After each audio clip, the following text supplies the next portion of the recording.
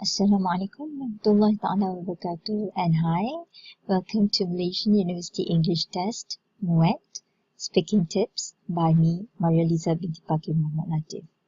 Alright, to begin with, let us look at the examination requirements. The duration for this exam is 30 minutes.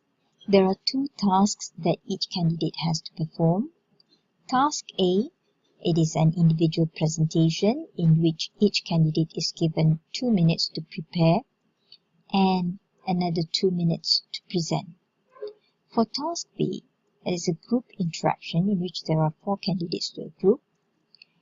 The candidates are given 2 minutes to prepare for this task and 10 minutes for the discussion.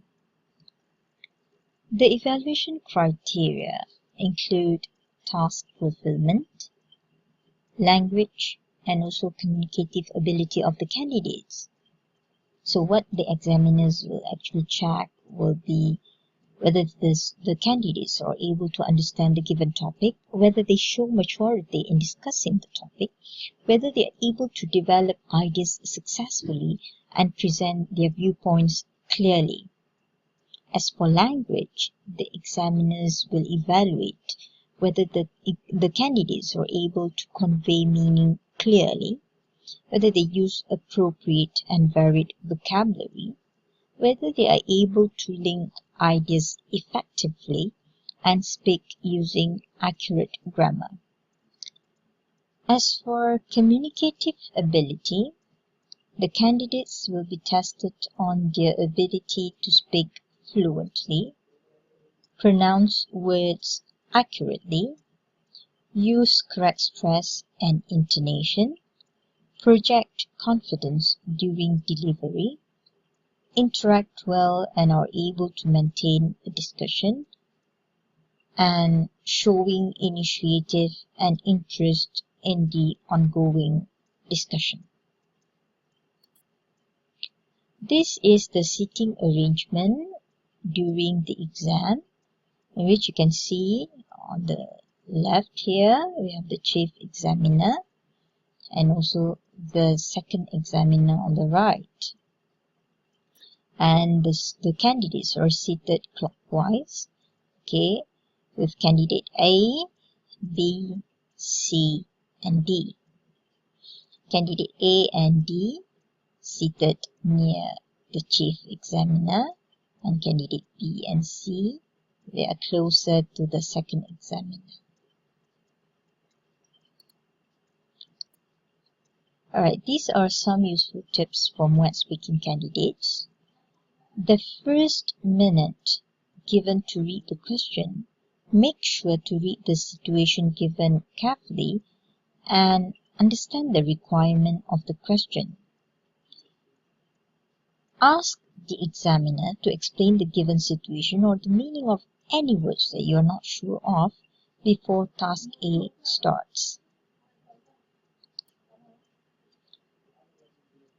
Since you'll be given an A4 sized paper, you can actually use the provided paper to draw 4 boxes like this, okay, in which you can actually write A, B, C and D.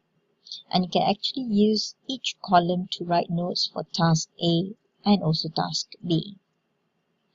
To brainstorm for ideas in 2 minutes, I would suggest you to use WH questions like who, what, why, which, where, when, and how. And write at least, like a minimum of 2 main ideas with explanation. Try to elaborate and give examples and reiterate the points that you made. Just to let you know that the points mentioned by a candidate in task A can actually be repeated in task B. The points will be taken as new points by the examiners. So do not be afraid to repeat whatever that you have actually mentioned in task A when you have the group discussion in task B. Task B is treated as a new task, so Do not attempt to continue the discussion by quoting what other candidates have mentioned in task A. Try to show some interest in the discussion. Pay attention to what others are saying and respond to other candidates and quote what other candidates say.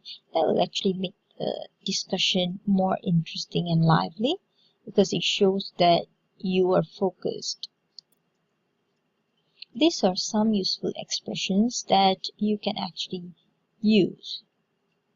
For task A, you can actually begin your presentation by greeting the examiners and candidates by saying good morning or good afternoon. Okay. State the situation or task given. So you can say that the situation states that based on the situation given, according to the situation given, and then you can start your presentation by stating your viewpoint or by introducing your first point before you move on to your main point. So you can start by saying, in my opinion, I believe that it is my view that based on my experience, my opinion is that.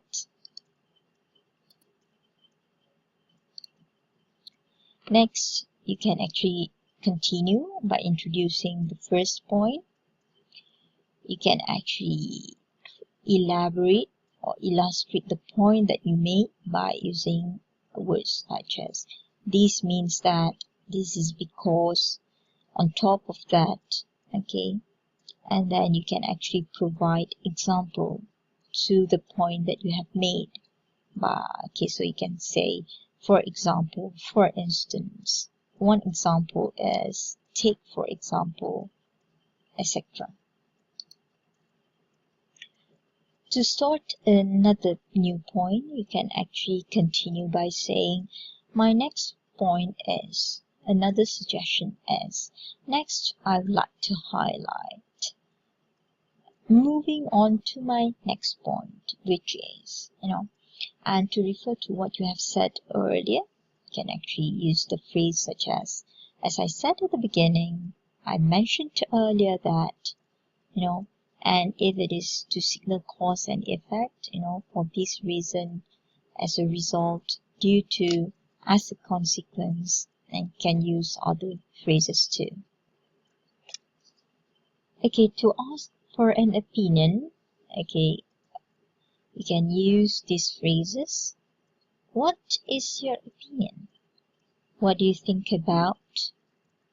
What is your view on? May I know your opinion regarding? What do you feel about? Do you agree that? What do you think we can do to? Would you like to share your opinion on? Would you like to offer your comments? And then to give an opinion or state point of view, you can use phrases like I think, I believe, I must say, in my opinion, from my point of view, I would say that personally I feel, I'm sure that, as far as I'm concerned. If you want to express strong agreement over something, okay, you can say, I strongly agree. I agree completely. That is certainly true. Yes, I'm sure you are right. Absolutely. Exactly. I couldn't agree with you more. You have hit the nail on the head. You have made your point very clear. You have made an absolutely convincing argument. I completely agree. If you want to express agreement, you can use these phrases like, I agree with you. You're right. That is true. I share the same view. I am of the same opinion. I'm glad you mentioned that. I see your point. To express partial agreement, which means that you agree to what is said to a certain extent. So you can actually use these phrases like, you could be right, but that is true. But I see your point, but you have a point, but that may be so, but your suggestion is good, but I did not. As you can see here, these are some expressions to express disagreement. I'll just give some examples here. Like, I don't see it that way. I beg to differ.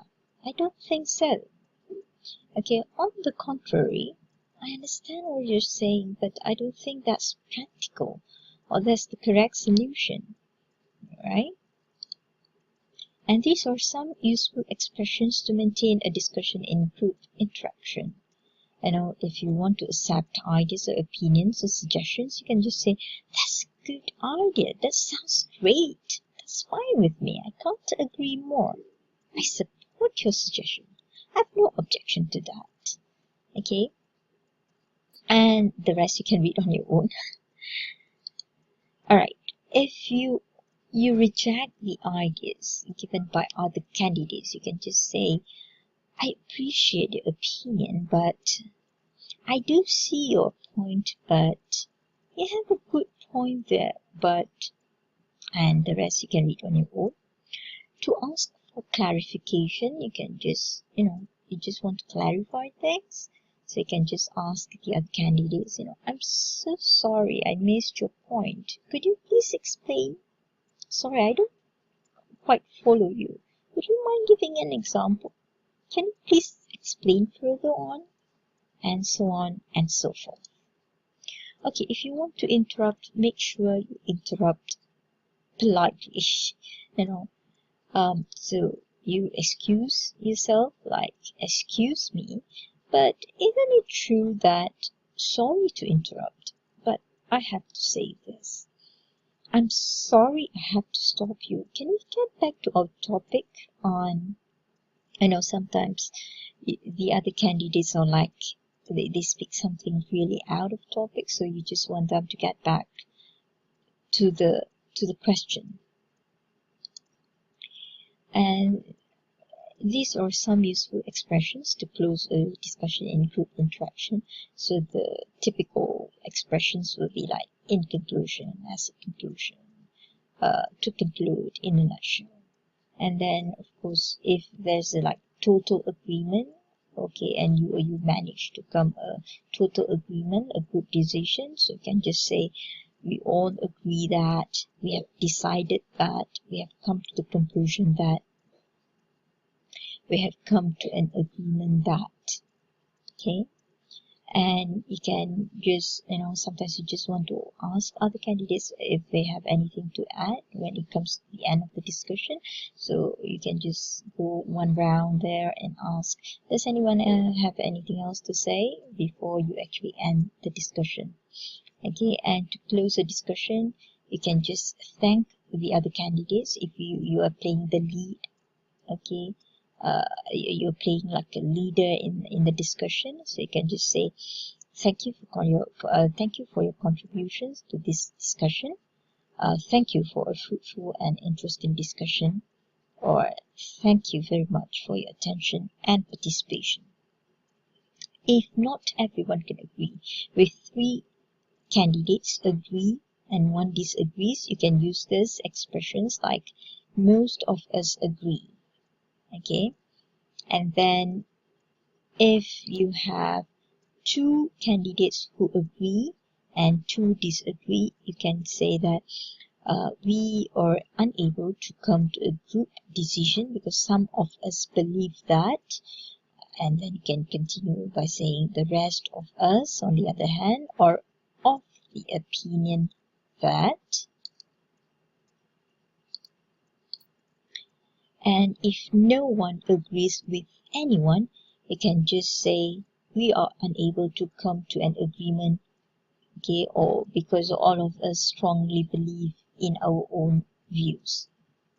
Alright, that's all the tips for today.